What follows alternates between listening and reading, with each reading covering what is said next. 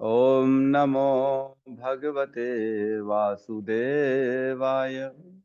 ओम नमो भगवते वासुदेवाय। ओम नमो भगवते वासुदेवाय। नारायण नमस्कृत्य नरं चैव नरोत्तमं देवीं सरस्वतीं व्यासं ततो जयमुदीरये। श्रवणतां स्वकतः कृष्ण पुण्यश्रवण कीर्तिनः हृदयन्तस्थो हि भद्राणि विदुनोति श्रुहित सताम्। नष्टप्रायेषु अभद्रेषु नित्यं भागवत सेवया भगवती उत्तम श्लोके भक्तिर्भवति नैष्टिकी। कृष्णाय वासुदेवाय देवकी नंदनाय च नंद गोप कुमाराय गोविंदाय नमो नमः। जय श्री कृष्ण चैतन्य प्रभु नित्यानंद श्री अद्वैत गदाधर श्रीवासादि गौर भक्त वृंद। हरे कृष्णा कृष्णा कृष्णा हरे हरे हरे राम राम राम हरे हरे। हरे कृष्णा कृष्णा कृष्णा हरे हरे हरे राम राम राम हरे हरे। हरे कृष्णा कृष्णा कृष्णा हरे हरे हरे राम राम राम हरे हरे। हरे कृष्णा। तो कल हमने पढ़ा 41, 42 और 43 तीन श्लोकों को कल हमने पढ़ा। तो फटाफट इनका तीन का रिवीजन कर लेते हैं हम। कल हमने पढ़ा 41 नंबर श्लोक में, अपने प्रिय मित्र तथा सारथी श्री कृष्ण सहित अपने शिविर में पहुंचकर अर्जुन ने उस हत्यारे को अपनी प्रिय पत्नी को सौंप दिया जो मारे गए अपने पुत्रों के लिए विलाप कर रही थी। अश्वत्थामा को अर्जुन ने द्रौपदी के सामने रख दिया जो पशुओं की तरह बंधा हुआ था। फिर 42 में कहते हैं, श्रील सूत गोस्वामी ने कहा, तब द्रौपदी ने अश्वत्थामा को देखा जो पशु की भांति रस्सियों से बंधा था और अत्यंत घृणित हत्या का कृत्य करने के कारण चुप बैठा था। अपने स्त्री स्वभाववश तथा स्वभाव से उत्तम एवं भद्र होने के कारण उसने ब्राह्मण रूप में उसके प्रति सम्मान व्यक्त किया। द्रौपदी ने अश्वत्थामा के प्रति सम्मान व्यक्त किया। फिर 43 में कहते हैं, वह अश्वत्थामा का इस प्रकार रस्सियों से बांधा जाना सह न सकी और भगवत पारायण स्त्री होने के कारण उसने कहा, इसे छोड़ दो क्योंकि यह ब्राह्मण है, हमारा गुरु है। तो क्योंकि वो बहुत करुणावश थी, वैष्णव थी, भगवान की भक्त थी और अच्छे कुल की, ऐसा लिखा है, मैं तो ठीक है ना, द्रुपद महाराज की पुत्री थी, संस्कार वाली थी, इसलिए उसने कहा इसे छोड़ दो, है ना। मुच्यताम एष, है ना, ब्राह्मणों नितरम गुरु, नितराम गुरु, तो वो हमारे गुरु है, ऐसा कहती है अश्वत्थामा के लिए। कौन? जो द्रौपदी है। तो गुरु कैसे हो गए? गुरु नहीं है लेकिन गुरु के पुत्र है। और कल भी हमने चर्चा करी, गुरु को जो भी चीजें प्रिय होती है वो शिष्य का धर्म है कि उनको रिस्पेक्ट दे और उनको जो गुरु को प्रिय है उसके लिए अलग ही स्नेह रखे वो भी। तो गुरु का एकमात्र पुत्र अश्वत्थामा था और गुरु की कृपा से अर्जुन ने ये युद्ध सीखा, बाण सीखे, गांडीव सीखा, सारा कौशल सीखा, अनेक अनेक जो है ना तरह तरह के, जैसे ब्रह्मास्त्र, वरुणास्त्र, अग्नियास्त्र, ये सारे अलग अलग डिफरेंट टाइप ऑफ जो भयंकर जो युद्ध में अस्त्र शस्त्र का जो है प्रदान किया गया था द्रोणाचार्य के द्वारा इसको। तो इसलिए यहाँ कह रहे हैं कि वो हमारे गुरु हैं। क्यों? क्योंकि ब्राह्मण के पुत्र, गुरु के पुत्र, गुरु के जितने ही, मतलब क्योंकि उनके कुल के हैं, उनके पुत्र हैं, उनसे आसक्त है, इसलिए उनके मान सम्मान करना चाहिए। तो हम 44 में प्रवेश करते हैं आज। अब थोड़ा सा और इसी में जाएंगे डिटेल में कि कैसे वो गुरु हो गए और क्यों उसके प्रति जो है द्रौपदी का इतना सम्मान है। थोड़ी सी ये चर्चा होगी, फिर आगे हम पढ़ेंगे इसमें। ठीक है, 42, 43, 44, राइट। तो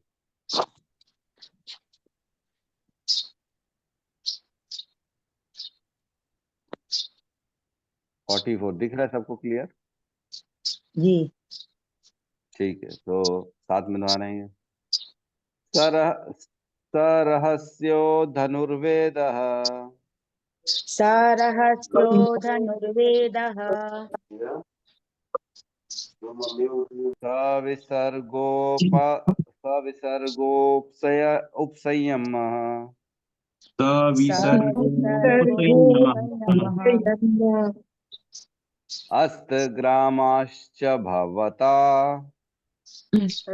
रामाश्च भवता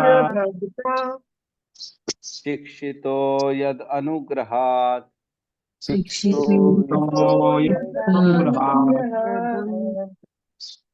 सरहस्यो धनुर्वेदः सरहस्यो धनुर्वेदः सा विसर्ग उपसंयमः सविसर्गो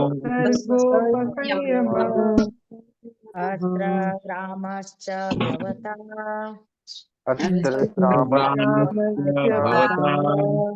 शिक्षितो यद् अनुग्रहात्। शिक्षितो यदनुग्रहात् हरे कृष्ण। सरहस्यो धनुर्वेदः सरहस्यो धनुर्वेदः सर्ग उपसंयमः सविसर्गो संयमः भक्ता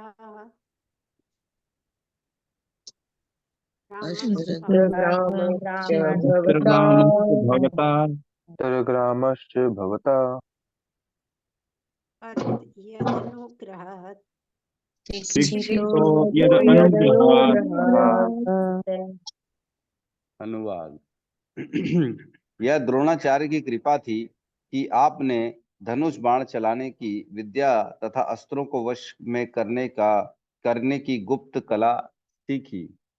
ओम अज्ञानतिमिरन्धस्य ज्ञानाञ्जनशलाकया चक्षुरुन्मिलितं येन तस्मै श्री गुरुवे नमः। श्री चैतन्य मनोभीष्टं स्थापितं येन भूतले स्वयं रूप कदा मह्यं ददाति स्वपदान्तिकम्।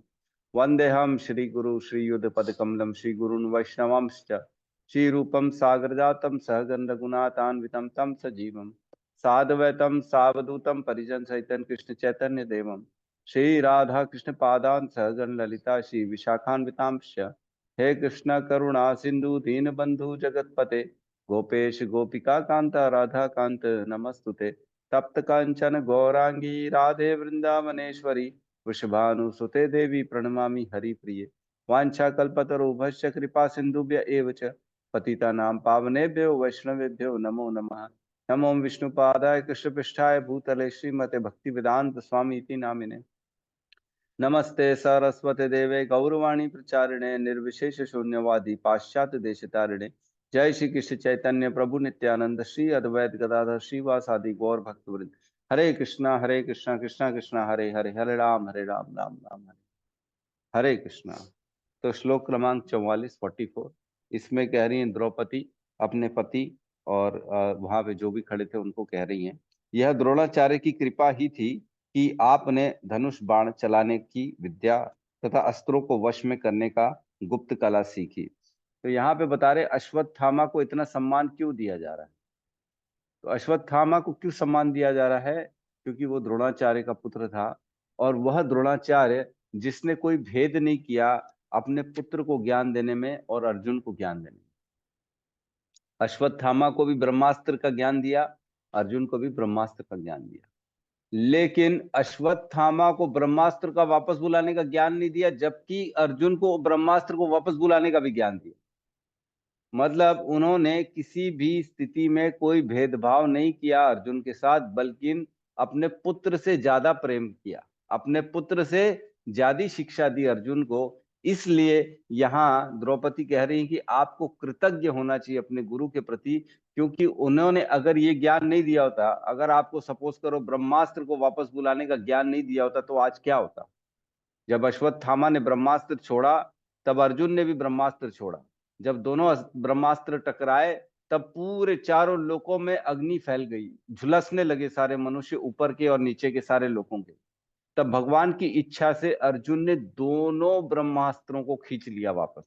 जबकि हमको मालूम है कि अश्वत्थामा को यह ज्ञान विधि नहीं मालूम थी कि ब्रह्मास्त्र को वापस कैसे बुलाया जाए। तो जब उसको मालूम ही नहीं था वापस कैसे बुलाया जाए, तो उसने तो छोड़ दिया, मतलब वो तबाह करके ही आता ब्रह्मास्त्र। लेकिन क्योंकि अर्जुन को ये नॉलेज था, अर्जुन को ये ज्ञान था, तो उसने दोनों के ब्रह्मास्त्र को खींच लिया था वापस। इसलिए शांति बन सकी, इसलिए सबका जीवन बच सका, अदरवाइज ये सारा पूरा पूरा संसार नष्ट हो जाता उसी समय। तो यहाँ बता रहे हैं कि क्योंकि आपको द्रोणाचार्य ने सारा ज्ञान दिया, गोपनीय ज्ञान तक दिया, मंत्र से उच्चारण करने वाले अलग अलग अलग अस्त्र शस्त्र का ज्ञान दिया, इसलिए आप जो है उसके पुत्र के प्रति थोड़ा सा कृतज्ञ रहिए, है ना। क्यों? क्योंकि द्रोणाचार्य अगर भेदभाव करते तो आज आप अस्तित्व में ही नहीं रहते, सब खत्म हो जाता आज आपका। तो यहाँ पे वही कहा गया कि मात्र जो है ब्रह्मास्त्र की शिक्षा केवल अश्वत्थामा को न दी, आप अपितु आपको भी दी, और उसको बुलाने का भी शिक्षा आपको दी उन्होंने। किसी भी प्रकार से अश्वत्थामा ने अपना द्रोणाचार्य ने कोई भी भेदभाव आपके साथ नहीं किया। तो बेसिकली यहाँ वो ब्राह्मण है नहीं, क्योंकि वो ब्राह्मणों के कर्तव्य से च्युत हो चुका है। कौन? अश्वत्थामा। ब्राह्मण के कर्तव्य हम जानते हैं, भगवत गीता में लिखा है 18.42 में, है ना। ब्राह्मणों के कर्तव्य जो होते हैं क्लियर लिखा हुआ है 18.42 में, राइट।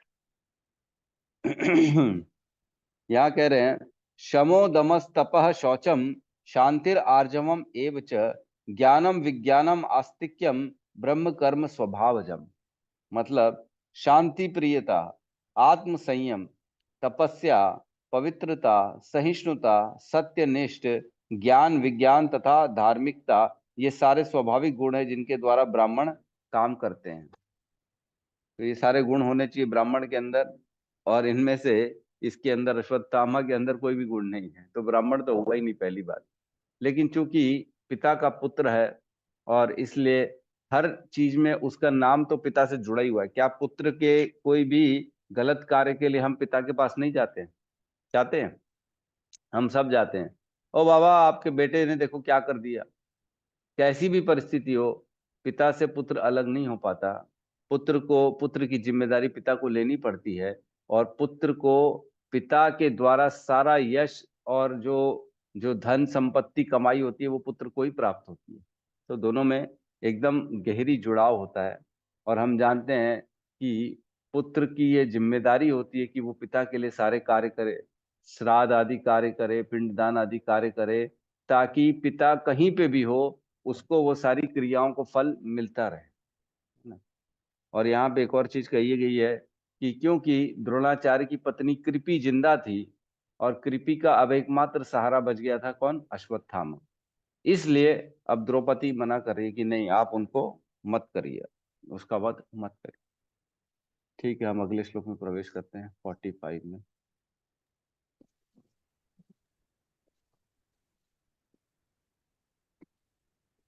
साथ में दोहराएंगे। स एष भगवान द्रोण भगवान द्रोण प्रजारूपेण वर्तते वर्तते तस्य आत्मनो अर्धं पत्न्यस्ते अर्धं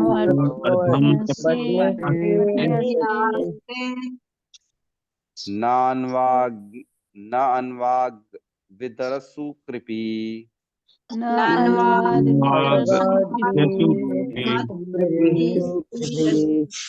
स एष भगवान् द्रोणः स एष भगवान द्रोण प्रजारूपेण वर्तते वर्तते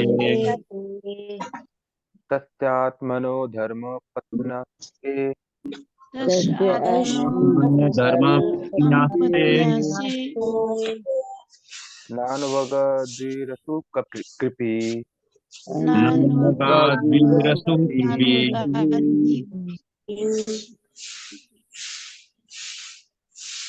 स एष भगवान द्रोण भगवान द्रोण प्रजारूपेण वर्तते प्रजारूपेण वर्तते तस्यात्मनो अर्थः पत्न्यासे धर्मपत्न्यास्ते न अन्यगाद वीरसु कृपी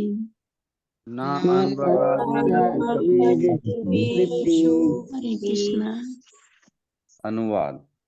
अपने पुत्र द्वारा प्रतिनिधित्व किए जाने के कारण वे द्रोणाचार्य अब भी निश्चित रूप से विद्यमान है। उनकी पत्नी कृपि सती नहीं हुई है क्योंकि वे पुत्रवती थी। तो यहाँ पे बता रहे हैं, द्रौपदी कह रही है कि स एष भगवान द्रोण, स एष वह, निश्चित ही वह कौन, भगवान द्रोण। द्रोण को, गुरु को भगवान का स्थान दिया जा रहा है यहाँ पे, क्योंकि गुरु की शिक्षा के द्वारा ही भगवान की प्राप्ति होती है। जिसके जीवन में गुरु नहीं है उसके जीवन में भगवान भी नहीं है, ये निश्चित है। गुरु की कृपा से ही व्यक्ति अज्ञान के अंधेरे से बाहर निकलता है, आध्यात्म के ज्ञान को आत्मसात करता है, ज्ञान पाता है, और गुरु की कृपा से ही भगवान की प्राप्ति होती है। इसमें निश्चित तौर से ये समझ जाना चाहिए कि हमको एलिजिबल बनाने वाला गुरु होता है, वो हमको योग्य बनाता है। भगवान की प्राप्ति के योग्य गुरु का ही काम है बनाना। वो टोकेगा, माला करो, उठो, ऐसा अपना दिनाचर्य करो, ये मत खाओ, ऐसा रखो, ब्रह्मचर्य व्रत का पालन करो, सो अलग अलग जो है सतोगुण में रहो, तमोगुण को छोड़ो, ये खाओ, ये पियो, माला जप करो, एक्स्ट्रा एक्स्ट्रा जो भी 4 नियम फॉलो करो, XYZ। ये सारे नियम कानून कौन देता है? गुरु देता है। कोई और देगा क्या? दोस्त यार तो देगा नहीं, वो तो बोलेगा चलो सिगरेट पीते हैं, गुटखा खाते हैं, इधर जाते हैं, मूवी चलते हैं, इंद्रिय तृप्ति के काम करेंगे बाकी सारे लोग। लेकिन गुरु का काम है कि आध्यात्म में इंद्रिय संयम कराना, ये गुरु का काम। तो गुरु की कृपा से कृष्ण की प्राप्ति होती है ना। तो गुरु को भगवान का स्थान देना चाहिए, भगवान से कम भी नहीं मानना चाहिए। ये वो मैंने कल परसों भी श्लोक बताया था, यस्य देवे परा भक्ति यथा देवे तथा गुरु तस्य एव कथिता ही अर्था प्रकाशन्ते महात्मनः।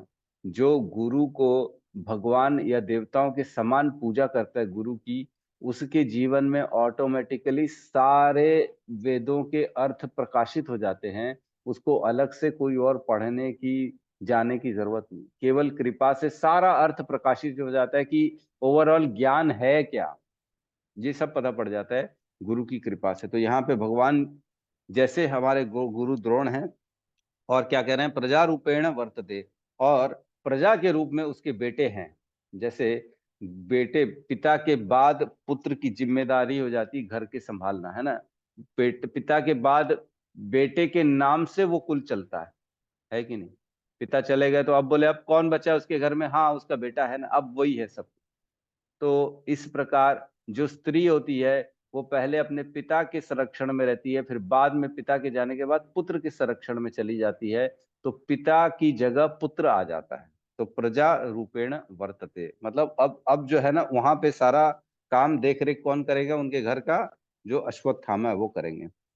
तस्य आत्मनः अर्धम पत्नी अस्ते, मतलब उनकी जो पत्नी है गुरु द्रोण की, वो अभी भी जीवित है। अर्धांगिनी, अर्धम पत्नी अस्ते मतलब आधी अर्धांगिनी अभी भी जीवित है।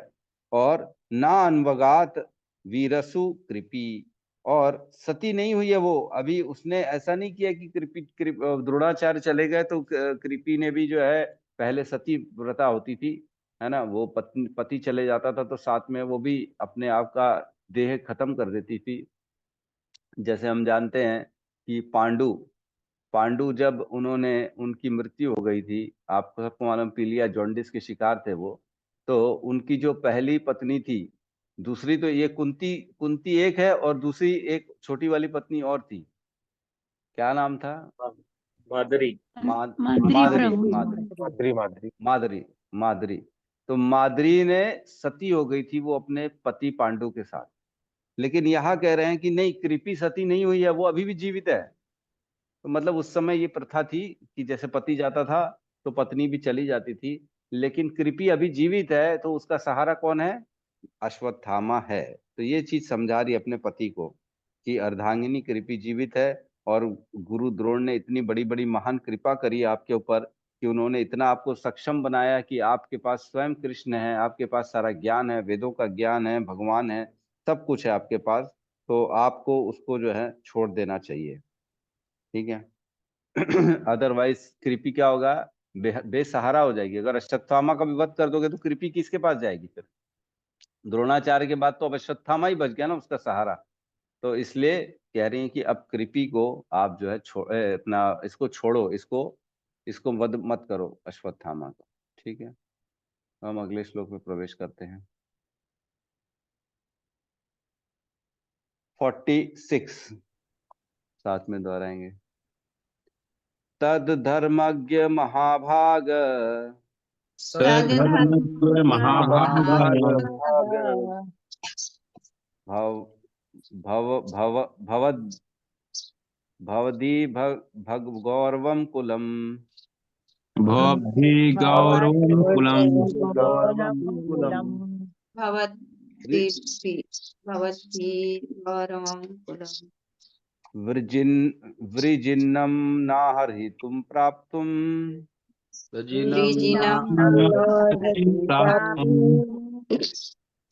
पूज्यं वन्द्यं भीक्षणस्य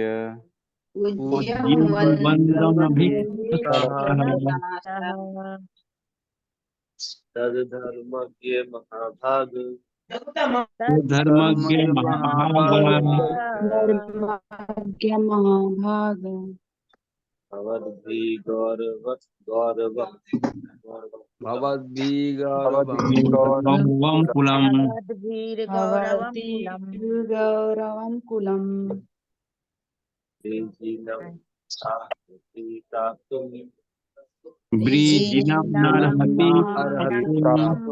पूज्यं यं वन्दे मभीक्षणम् पूज्यं यं वन्दं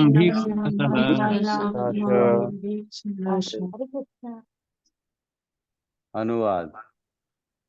हे धर्म के ज्ञाता परम भाग्यशाली, यह आपको शोभा नहीं देता कि आप सदा से पूज्य तथा वंदनीय गौरवशाली परिवार के सदस्यों के शोक का कारण बनो। अब अपने पति को समझा रही कौन? द्रौपदी कह रही है कि आप ऐसा काम मत करो कि आपके ऊपर कोई जो है ना कलंक आ जाए, और इतना अच्छा कुल है जो द्रोणाचार्य का कुल है, और इतना आपके ऊपर कृपा करिए, उन्होंने आपको सर्वश्रेष्ठ धनुर्धर बनाया है। पूरे विश्व में सबसे ज्यादा श्रेष्ठ धनुर्धर कौन था उस समय? अर्जुन थे। इस लायक बनाने का काम किसने किया? द्रोणाचार्य ने किया। तो द्रोणाचार्य ने इतना महान काम किया आपके लिए, और आप उसी के कुल को नष्ट करने जा रहे हैं। अगर उसके पुत्र को नष्ट कर दोगे तो उसका कुल का खात्मा हो जाएगा। और आप तो धर्म के ज्ञाता हैं, आपको तो मालूम है जिसने इतनी कृपा करी है आपके ऊपर, आपका उसके ऊपर कुछ उत्तरदायित्व बनता है कि नहीं बनता है? जिसने इतना ज्ञान दिया। आजकल क्या होता है, ज्ञान को पैसे से तोला जाता है टीचर को बोले पैसा तो दे दिए ना, स्कूल में फीस पटा दिए, अब काय की बात हो गई, है ना? उसने ज्ञान दिया, हमने पैसा दिया, बात खत्म। तो देखिए, मटेरियल ज्ञान जो होता है ना, इसका कोई वैल्यू नहीं है। कोई आज हमने 10वीं में कितने मार्क्स लाए, क्या फिजिक्स केमिस्ट्री पढ़ा, कोई ज्ञान की एज सच उसकी कोई जरूरत नहीं। लेकिन जो आध्यात्म ज्ञान है ना, उसकी बहुत ज्यादा इंपॉर्टेंस, क्योंकि वो मृत्यु के बाद भी हमारे साथ रहता है, हर पल साथ रहता है, कभी खत्म नहीं होता। हमने पढ़ा हुआ है भगवत गीता में कि धर्मम सुसुखम कर्तुम अव्ययम, है ना? वो धर्म का कार्य जो है ना, वो महान से महान भय से हमारी रक्षा करता है ना? कौन सा श्लोक है? किसी को याद है? मैं बोल रहा हूँ, दूसरे अध्याय का, जिसमें कहते हैं सुअल्पमसि धर्म से त्रायते महतो भया, है ना? जो भी थोड़ा सा भी इस धर्म के पथ का काम करता है, उसका कभी भी विनाश नहीं होता। वो धर्म के कार्य को कभी भी कोई खत्म नहीं कर सकता। वो हमेशा हर पल आपके साथ रहता है, अगले जीवन में भी हमारे साथ रहता है। तो इस प्रकार जो है, आपको ज्ञान किसने सिखाया? नेह अभिक्रम नाशवस्ति प्रत्यवायो न विद्यते। नेह अभिक्रम नाशवस्ति प्रत्यवायो न, तो उसका भी ज्ञान का नाश नहीं होता। तो ये ज्ञान किसने दिया आपको? द्रोणाचार्य ने ज्ञान दिया। तो आप उसी के कुल के, उसी के परिवार को खत्म करने जा रहे हो।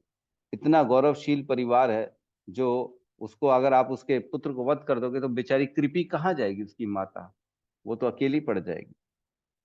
ठीक है, तो हम अगले श्लोक में प्रवेश करते हैं।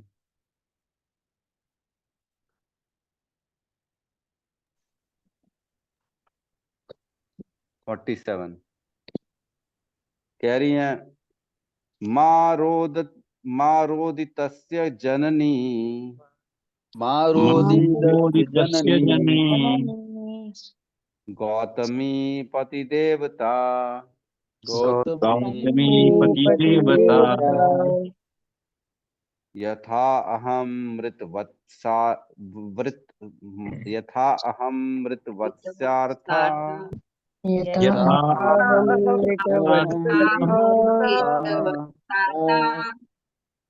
रोदिम यश्रुमुखी मुहु हरे कृष्ण प्रभु जी। मारोदीदस्य जननी मारोदितस्य जननी गौतमी पतिदेवता गौतमी पतिदेवता यथा अहं मृतवत्सरार्ता यथा रोदिम्यहं श्रीमुखी मुहुः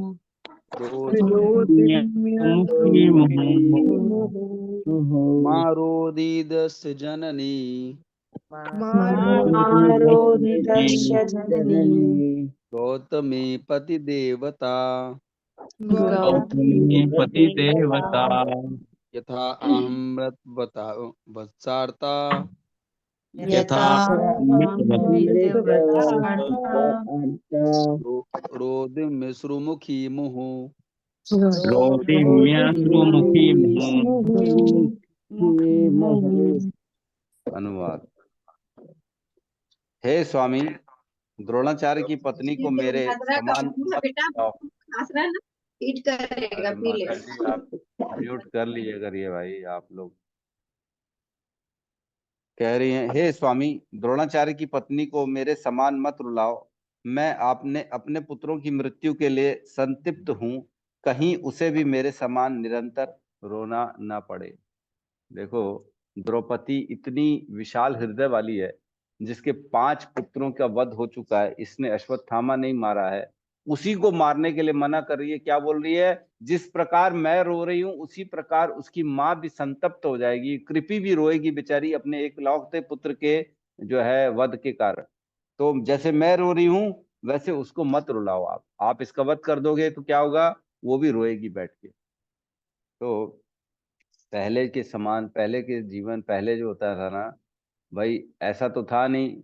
टीवी और मोबाइल पड़े हुए हैं, लोग टाइम पास करके जीवन निकाल लेंगे, हैं, घूम लेंगे, पार्टी कर लेंगे, किटी पार्टी कर लेंगे, यहाँ वहां चले जाएंगे। ऐसा तो था नहीं।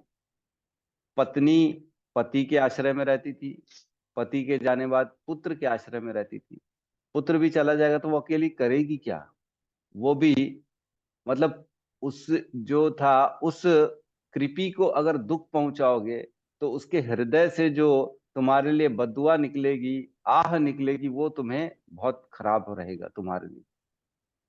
तो पतिव्रता होती थी पहले की नारियां, और इतना उनमें दम, इतनी शक्ति आ जाती थी केवल पतिव्रता रहने से कि अच्छे से अच्छे देवता भी भयभीत हो जाते। तो एक छोटी सी कथा आती है। एक राजा था, नल, और उसकी पत्नी थी दमयंती, है ना। राजा नल और उनकी पत्नी दमयंती रानी थी। उनको किसी कारणवश जो है ना राज्य छोड़ना पड़ा और जंगल में जाना पड़ा। जब जंगल में गए तब जो है जंगल में रहते थे छोटी सी कुटिया बना के। और दमयंती और नल जो थे बड़े धर्मपरायण थे। दोनों एक दूसरे के साथ रहते थे, सेवा करते थे, और एकदम धर्म के आचरण के साथ अपना जीवन निर्वाह करते थे। तो एक दिन जब राजा नल गया था बाहर जंगल में किसी कारणवश, तो दमयंती अकेली थी। तब एक व्यक्ति आया और उसको अकेली पाके उसके ऊपर उसने भोग दृष्टि डाली। उसको लगा ये अकेली स्त्री है, मैं इसका भोग करूंगा। और दमयंती जो है बेचारी सहम गई कि क्या किया जाए, अब मैं अपनी रक्षा कैसे करूं ऐसी परिस्थिति में।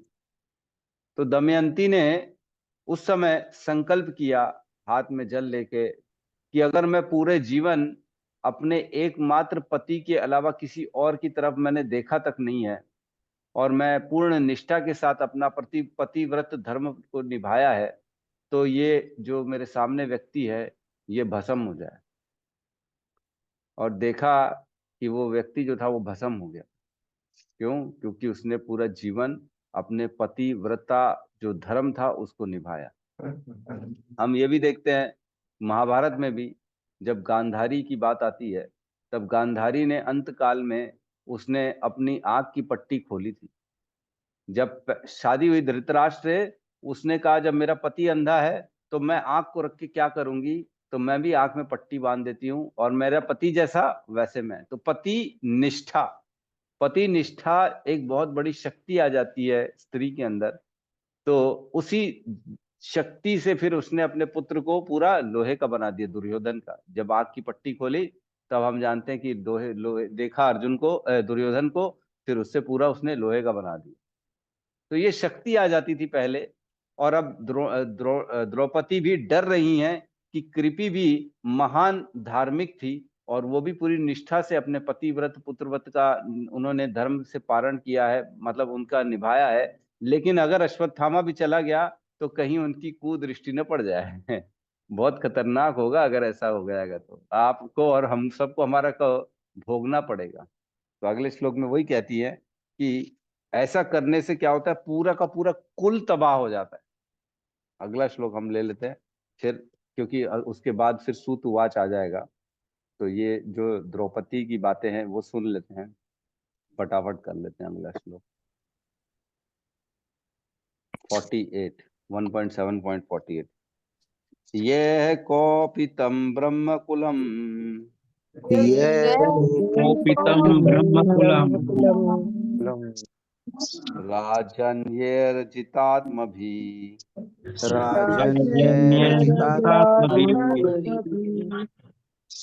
ततः कुलं प्रदहत्याशु ततः कुलं दहत्याशु सानुबन्धनं शुचार्पितम् अनुबन्धं सुचार्पितम्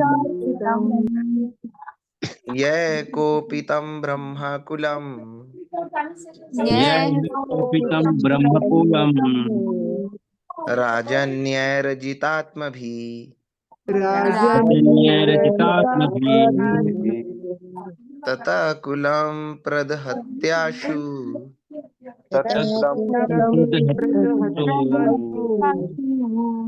सानुबन्धं सुचार्पितम् अनुबन्धं सुचार्पितम् यः कौपितं ब्रह्मकुलं कोपितं ब्रह्मकुलं राजन्यर्जितात्मभिः राजन्यैर्जितात्मभिः तत्कुलं प्रदहत्यासु तत्कुलं प्रदहत्याशु सानुबन्धं सुचार्पितम् सानुबन्धं सुचार्पितम्। अनुवाद। यदि इंद्रिय तृप्ति में निर्कुंच बनकर राजकुल ब्राह्मण के कुल को अपमानित और कुपित करता है तो वह क्रोध की अग्नि समस्त राजकुल को जला देती है और सबों को दुख देती है। तो यहाँ कह रहे हैं अगर इंद्रिय तृप्ति के लिए या कोई और कारण से कोई भी राजकुल ब्राह्मण के कुल को अपमानित करता है या कुपित करता है, तो अगर कोई भी ब्राह्मण कुपित हो जाता है ना, तो उस पूरे के पूरे कुल को नष्ट कर देता है। किसके? जिस कुल के किसी भी व्यक्ति ने उस ब्राह्मण को कुपित किया हो, उनका अपमान किया हो।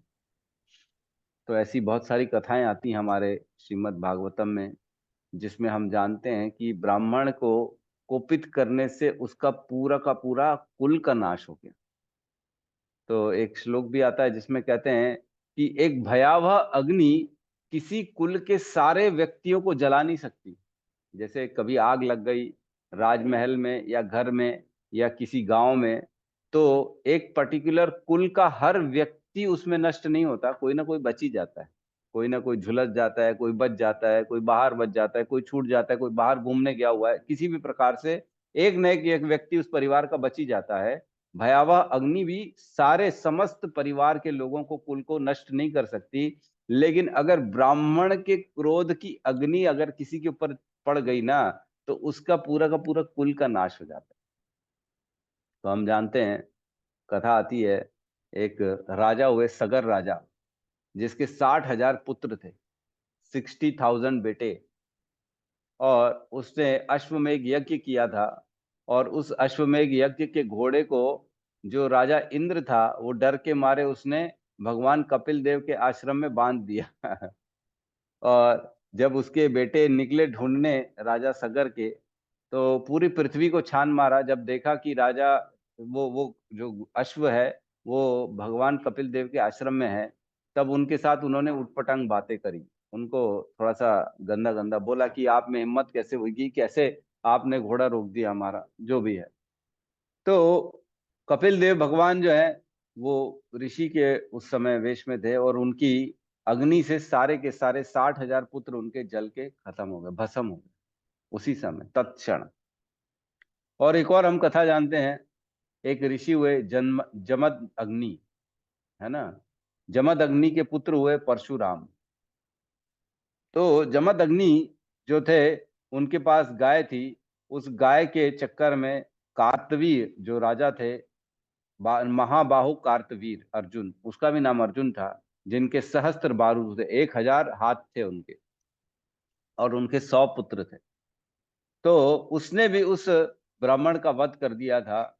इसके कारण जो है परशुराम की कुदृष्टि उनके पड़ी, और उनके पूरा का पूरा कुल का खत्म हो गया। 21 बार सारे क्षत्रियों का नाश कर दिया पूरे पृथ्वी से परशुराम जी ने। तो इस प्रकार बहुत सारे एग्जाम्पल आते हैं हमारे शास्त्रों में, जिसमें ब्राह्मण की कुदृष्टि, ब्राह्मण की दृष्टि की अग्नि से मात्र जो है पूरा का पूरा कुल भस्म हो जाता। एक और आता है राजा वेण। वेण को हम जानते हैं, वेण जो थे पृथु महाराज के पिता, है ना। वेण राजा जो थे, उनको जब ब्राह्मणों ने केवल आह भर के बोला ना, मात्र उनके हुंकार भरी, तो उससे उनकी मृत्यु हो गई, है ना। उन्होंने कहा था अब बंद करो सारे यज्ञ देवताओं के, केवल और केवल मेरी पूजा करो। तब ऋषियों ने हुंकार भरी, और उस हुंकार से वो मर गए, उनका मृत्यु हो गई, वेण राजा। तो इस प्रकार बहुत सारे एग्जाम्पल आते हैं कि केवल मात्र इनको कुपित करने से, अगर क्रोधित हो जाते हैं, अपमानित हो जाते हैं, तो उनकी क्रोध की अग्नि, उनके जो अब मतलब उनकी कुदृष्टि से सारा का सारा कुल का नाश हो जाता है। तो यहाँ पे द्रौपदी कह रही कि भाई कृपि भी बहुत धार्मिक परायण है, अगर उनकी कुदृष्टि पड़ गई आपके ऊपर, उनकी क्रोध की अग्नि पड़ गई, तो हमारा पूरा का पूरा कुल खत्म हो जाएगा। इसलिए वो समझा रही हैं कि इसका वध नहीं करो, इसको छोड़ने दो, मुच्यंतम मुच्यंतम, उसको जाने दो, जाने दो। ठीक है, तो यहाँ तक हमने अभी द्रौपदी की सारी जो है तर्क सुना कि किस प्रकार द्रौपदी चाह रही है अर्जुन को कि अश्वत्थामा को नहीं मारना चाहिए। आगे हम पढ़ेंगे कि और भी बाकी लोग सहमत है, युधिष्ठिर है, बाकी नकुल सहदेव सारे लोग, कृष्ण भी सहमत हो जाते हैं इससे कि इसको छोड़ देना चाहिए। तो कल हम इस पे चर्चा करेंगे। यस अनिल प्रभु का हैंड रेज हो गया है। कहिए प्रभु। हरे कृष्ण प्रभु जी, धन्यवाद प्रणाम। हरे कृष्ण। आप सभी को एकादशी की बहुत बहुत बधाई, पन्ना एकादशी की। प्रभु जी, एक क्वेश्चन था, जैसे कि हम पिछले 5-10 मिनट से ब्राह्मणत्व के बारे में चर्चा कर रहे हैं, और ब्राह्मण हमारे लिए कितने पूजनीय है, वंदनीय है, उसके बारे में चर्चा कर रहे हैं। तो प्रभु जी, उसी कड़ी में क्वेश्चन था, जैसे कि अभी अभी जो संसार है, भौतिक संसार कलयुग में जिसमें हम लोग जी रहे हैं, तो हमने देखा है प्रभु जी, बहुत सारे ब्राह्मण हैं जो कास्ट में, खैर बहुत सारे हैं, द्विवेदी मिश्रा, बहुत सारे कास्ट हैं। तो उनका जो आचार विचार है प्रभु जी, वो ड्रिंक करेंगे या तो गुटखा खाएंगे या तो मांसाहार करेंगे। वेदों और शास्त्रों का ज्ञान उनको नहीं है, तो बहुत सारे अवगुण हैं। तो क्या प्रभु जी, इस कंडीशन में भी हमको उनको पूजना चाहिए या फिर मान सम्मान देना चाहिए? नहीं, हमने तो इस पे चर्चा कर ही दी थी ना। जो ब्राह्मण हैं वो ब्राह्मण बंधु हो चुके हैं, अब ब्राह्मणों के गुण है ही नहीं उनमें। तो जी। भगवान ने तो कहा ही है कि गुण और कर्म से कोई भी ब्राह्मण बनता है, न कि केवल जाति के आधार पर ब्राह्मण बनता है। तो बेसिकली आज के ब्राह्मण ब्राह्मण है नहीं, और आज के जो भी व्यक्ति है उनमें शक्ति भी नहीं है कि उनकी कुदृष्टि पड़ जाएगी या कोई गलत हो जाएगा, हम उनके पिता के कारण या उनके माता के कारण हम उनका सम्मान करें। स्वयं सब है, सब के सब जो कलयुग है ना, कलयुग में सारे के सारे जो है ना बेकार हो चुके हैं, जिनकी वाणी में शक्ति नहीं है। उन्होंने अपने भी जो है, देखो क्या होता है, ब्रह्मचर्य का व्रत जो बचपन से पालन करता है ना, तो उनके वाणी में शक्ति आ जाती है।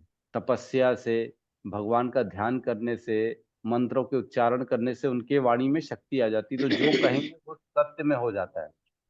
तो अब जी वो परिस्थिति भी नहीं है कि किसी के कुल में इतनी शक्ति बची हो कि उसके बोलने से उसने गलत बोल दिया तो सारा कुछ हमारा भी गलत हो जाएगा, ऐसा नहीं होगा।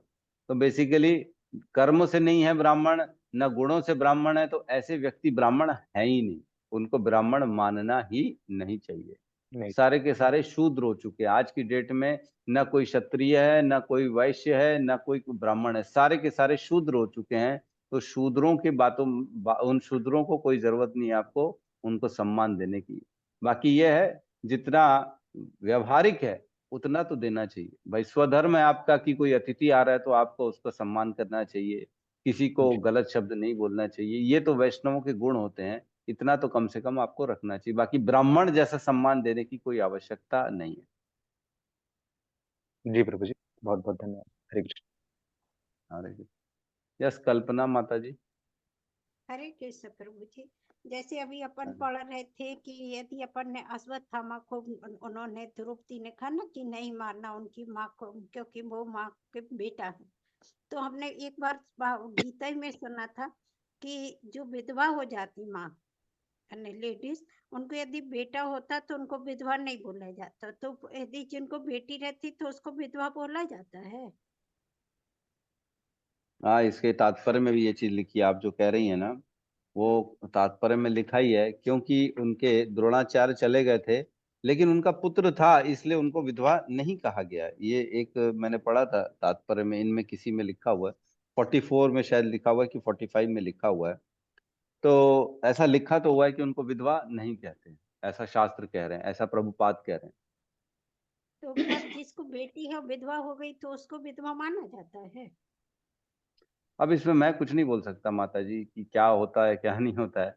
जो लिखा है हम वो समझ सकते हैं। यहाँ पे लिखा है कि उनको विधवा नहीं मानते हैं तो फिर नहीं मानते। अब बेटी के बारे में नहीं लिखा है तो इसमें मैं कुछ नहीं कह सकता माता जी क्या कहते हैं। ये हम तो थे नहीं और आपको इसका ज्ञान भी नहीं है कहीं ऐसा सच क्या बोलना चाहिए क्या नहीं बोलना चाहिए। जी ठीक है प्रभु जी। माता जी। हरे हरे कृष्ण। ये सावित्री माता जी। हरे कृष्ण प्रभु जी, दंडवत प्रणाम। प्रभु दंडवत जी, प्रणाम माता महाराज जी। पांडु को कोई श्राप था क्या? क्या पीलिया के मरीज से वो मांद्री के साथ संभोग करते तो मर जाते? क्यों तो कुंती से भी उनके कोई पुत्र नहीं हुए थे, और ये नकुल से भी किसी का श्राप था क्या? और श्राप था तो हाँ किसका था? साफ था ना। किस? वो क्या हुआ था जब वो लोग, एक तो पहले से ही वो बचपन से पीलिया के शिकार थे। जी फिर प्रभु। एक ऋषि ऋषि का क्या हुआ था, इन्होंने वध हो गया था इनका एक ऋषि और उनकी पत्नी का। जब वो लोग संग कर रहे थे, जब जंगल में गए थे पांडु महाराज, तब क्या हुआ था ऋषि और उनकी एक पत्नी, वो हिरण का रूप, शायद हिरण था, मैं कंफ्यूज हूँ, शायद इतना याद नहीं, हिरण या कोई और अन्य शरीर धारण करके दोनों ना जंगल में मस्ती कर रहे थे, संग कर रहे थे। और पांडु जी ने उनका जो है ना उनका वध कर दिया था। हिरण शिकार करते थे राजा लोग, शिकार विकार जी करते समय। जी तो जी। फिर इन्होंने श्राप दिया कि तूने हमारी जो है हमारा एकांतवास को खराब कर दिया है, भंग कर दिया है तूने। तो मैं तुझे श्राप देता हूँ कि तू भी जो है कभी, ऋषि किंदम माता जी लिख रही हैं तप्त कांचनी, ऋषि किंदम ने इस तरह का श्राप दिया था कि तुम जब भी संग करने की कोशिश करोगे तो तुम्हारा प्राण छूट जाएंगे तुम्हारे शरीर से, तो तुम कुछ नहीं कर सकते। तो इस कारण जो है ना उनको ये श्राप मिला हुआ था। इसलिए उन्होंने कभी अपनी पत्नी कुंती हो चाहे माद्री हो, ये इस प्रकार का काम नहीं किया। और एक बार जब माद्री के कहने पे थोड़ा सा काम उनके अंदर उत्पन्न हुआ ही था कि उनके प्राण छूट गए पांडु महाराज के। तो माद्री के कारण उनके प्राण छूट गए। इसलिए माद्री ने कहा कि मैं सती होंगी और कुंती माता आप सती नहीं होगी, क्योंकि मेरे कारणवश हमारे जो पत्नी पति हैं उनके प्राण निकल गए। तो इस प्रकार की कथा है उनकी। हरे कृष्ण प्रभु जी, बहुत बहुत धन्यवाद प्रभु जी, दंडवत प्रणाम। धन्यवाद प्रणाम माता। ठीक है, तो बहुत बहुत धन्यवाद सभी का, और सभी को एकादशी की बहुत बहुत शुभकामनाएं। आज एकादशी का व्रत जरूर रखें। उत्पन्ना एकादशी बहुत इंपॉर्टेंट एकादशी है। और कल का पारण का समय मैंने बता दिया, मात्र 6:23 से 6:26 3 मिनट का पारण का समय है। तो हम 5 मिनट के लिए कल बीच में क्लास को रोकेंगे और सब अपने अपने पारण के लिए प्रसाद की व्यवस्था, निर्माल्य की व्यवस्था, जैसी भी व्यवस्था करनी करके रख लीजिएगा। ठीक है? प्रभु जी मेरे लिए भी जरा ध्यान रखना। हरे कृष्ण। हाँ। मेरी सत्यम प्रभु जरा आज चेक कर लीजिएगा तो लखनऊ में क्या पारण का टाइम है वो माता जी बनारस ने बता- बनारस प्रभु जी, वाराणसी। वाराणसी, बनारस में क्या समय है कल का पारण का, तो आप कल हरे बताए उनको। कृष्ण। हरे हरे कृष्ण प्रभु जी। प्रभु पारण में जी जैसे क्या लखनऊ क्या में ले तो आज सकते क्या हैं क्या है? प्रभु जी? पारण में क्या क्या ले सकते हैं प्रभु जी? कोई भी भगवान का प्रसाद कुछ भी पा लीजिए, कोई प्रॉब्लम नहीं, जो भगवान को अर्पित हो आप पा सकते हो। अन्न ही लेना रहता है क्या? क्या माता जी? अन्न लेना रहता है क्या? हाँ, अन्न से ही तो तोड़ेंगे ना। आपने जैसे निर्जला उपवास रखा है तो जल से उस उपवास को तोड़ेंगे, अगर आपने फलाहारी उपवास रखा है तो अन्न से तोड़ेंगे। तो इस प्रकार जो है ना, आपने फलाहारी रखा है तो कल आप अन्न पाइएगा, अगर निर्जला रखा है तो जल लेके या फल लेके भी कल आप पारण कर सकते हैं। तो जो भी हमने उपवास रखा है उसको काउंटर करने के लिए हम जो चीज छोड़े हैं उसको कल पारण के समय भगवान को अर्पित करके फिर हमको उसको पाना है। एक मंत्र है, वो आज व्हाट्सएप में डाल देंगे, तो आप वो कल बोल के आप उसको स्वीकार कर लीजिएगा, उसको भगवान को प्रणाम करके पा लीजिएगा। ठीक है? हरे कृष्ण प्रभु जी जी। प्रभु जी। यस यस, हरे कृष्णा। प्रभु जी ये लखनऊ इस्कॉन में तो प्रभु जी कल एकादशी का व्रत किया गया प्रभु जी। आज उनका पारण होना है प्रभु जी 10-26 के बाद। तो मैं तो बताया यही चीज कि आज इस बार की एकादशी जो है ना, पूरे हिंदुस्तान में अलग अलग सूर्योदय के कारण अलग अलग जगह अलग अलग टाइम जोन में इसको रखा गया है। मैक्सिमम प्रभु। भाग में कल एकादशी का व्रत किया गया था और आज भी रख रहे हैं व्रत, क्योंकि कुछ टाइम जोन ऐसा है जो जैसे हमारा रायपुर है और इस साइड की एरिया है, इधर पे सूर्योदय थोड़ा लेट से होता है, तो यहाँ पे आज हमने किया एकादशी का उपवास। जी जी ठीक है? जी प्रभु जी, जी प्रभु जी। तो टाइम जोन के कारण ये ऐसा हुआ है, डिवाइड हो चुका है। तो कल था, वैसे मैंने कल माता जी को बताया भी था कि उस एरिया का शायद कल था, लेकिन ठीक है, अब माता जी जी ने प्रभु कल जी। नहीं रखा तो आज रख लीजिएगा और कल आप हमारे साथ ही पारण कर लीजिएगा। ठीक प्रभु जी। हरे कृष्ण प्रभु जी, धन्यवाद प्रणाम। ठीक है? हरे कृष्णा, धन्यवाद प्रणाम। Yes. ठीक है, यस तप्त कांचनी माता जी। हरे कृष्णा प्रभु जी, दंडवत प्रणाम। प्रभु जी मा- महाराज जी तो कल रखने बोले थे, तो हम लोग कल रख लिए।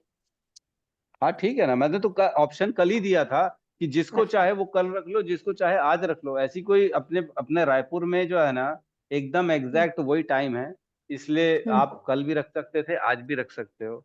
तो कुछ लोगों तो ने कल आज रख दी, जी जी बहन, तो कुछ लोगों आज ने का कल पारण रखा। करना है। अरे आप बोलिए प्रभु जी।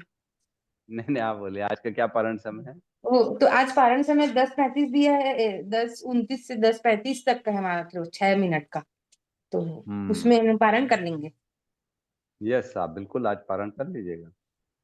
जी ठीक है Prabhu, thank you Prabhu ji. Hare Krishna. Yes, Hare Hare Krishna Prabhu ji. Krishna. Yes sorry Mata ji, Prabhu ji, 1 minute और लूंगी। कृष्ण महामंत्र का जाप कर लेते हैं। हरे हरे कृष्ण कृष्णा हरे कृष्ण कृष्णा हरे कृष्णा कृष्ण कृष्णा हरे कृष्ण हरे, कृष्ण हरे हरे राम हरे, हरे हरे राम राम राम राम राम हरे हरे राम हरे राम राम राम भक्त हरे हरे। वृंद की राम हरे जय। हरे, हरे जगत कृष्ण गुरु श्रील प्रभुपाद की गुरुपाद हरि की गौर जय। प्रेमानंदे, हरि हरि बोल, हरि हरि हरि हरि बोल। बोल, हरि हरि प्रभु हरि जी। हरि हरे बोल। कृष्ण हरि प्रभु जी, बोल। प्रणाम। हरि बोल। हरि बोल।